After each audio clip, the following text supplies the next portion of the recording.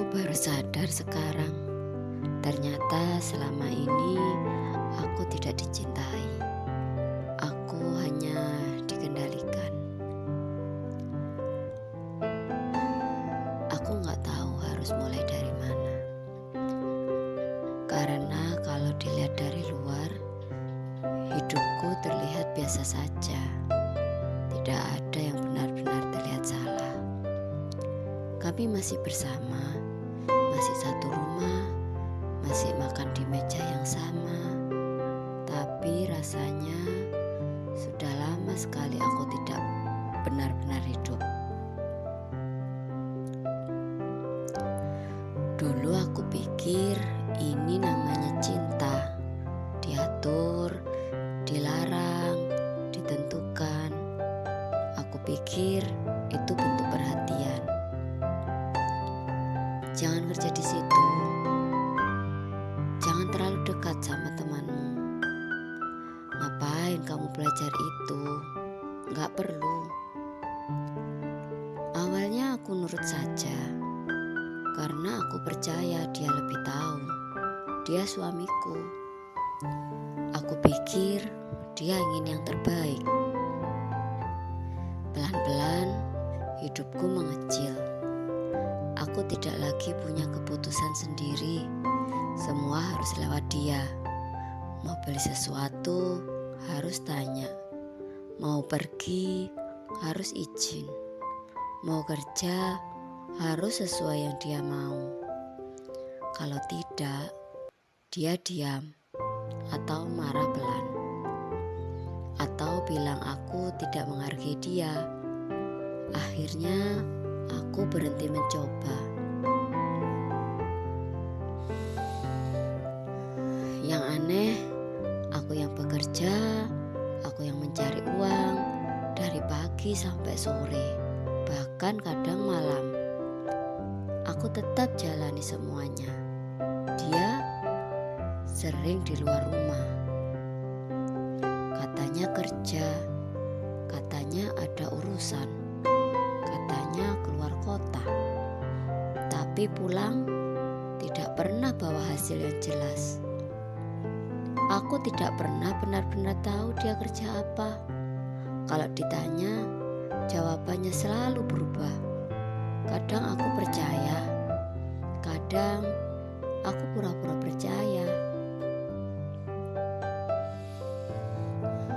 Aku sering ditipu, bukan sekali dua kali. Sudah terlalu sering sampai aku capek menghitung.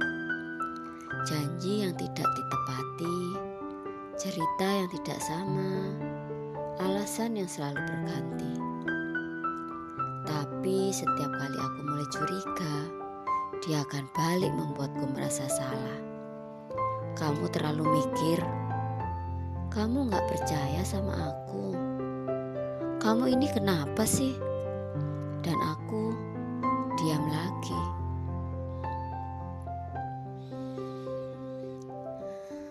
Aku mulai meragukan diriku sendiri. Apa aku yang salah? Apa aku yang terlalu sensitif? Apa aku yang tidak bersyukur? Aku tanya itu ke diri sendiri berkali-kali.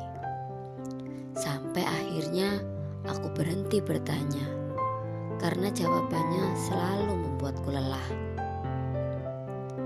Yang paling menyakitkan bukan saat dia bohong, tapi saat aku tahu dan tetap diam. Aku tahu dia tidak jujur. Aku tahu dia menyembunyikan sesuatu. Tapi aku tidak punya tenaga untuk berdebat. Tidak punya keberanian untuk melawan. Bukan karena aku tidak bisa, tapi karena aku sudah terlalu lama dikendalikan. Aku tidak diajari mandiri. Aneh ya, padahal aku yang bekerja, aku yang menghasilkan. Tapi dalam banyak hal, aku tidak bisa apa-apa tanpa dia.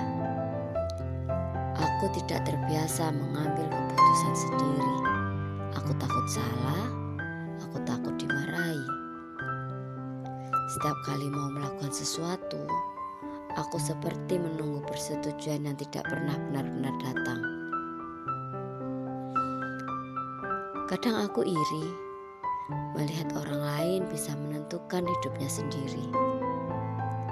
Bisa pergi tanpa takut, bisa memilih tanpa ragu.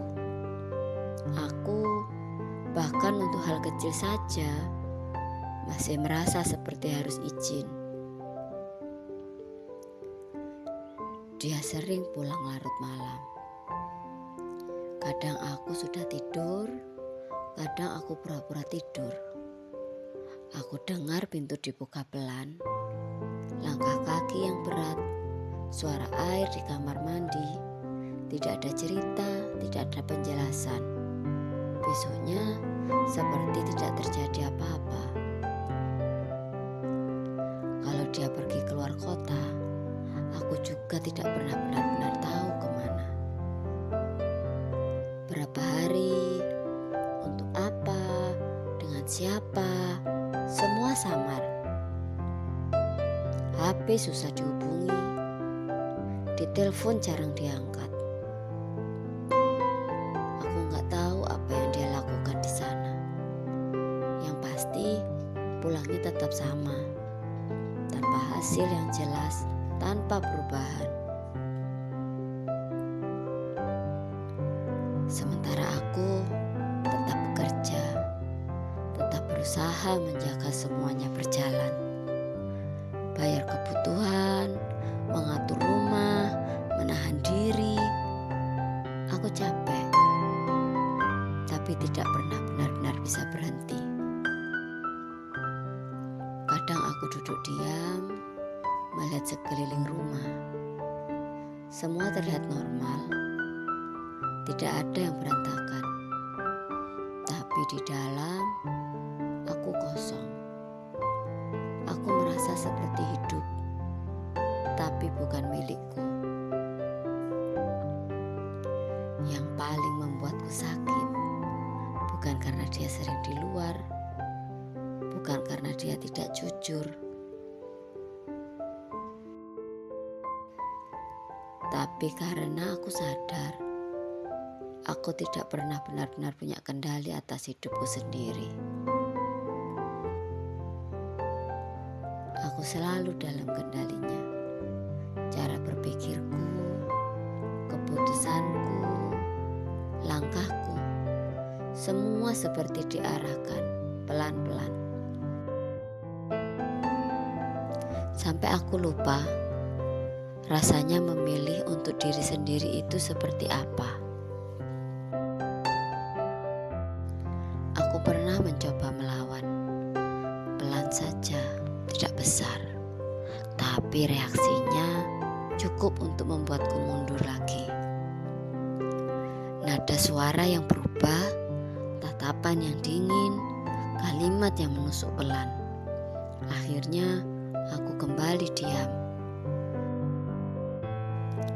Aku tidak pergi, bukan karena aku tidak tahu harus bagaimana, tapi karena aku sudah terlalu terbiasa seperti ini.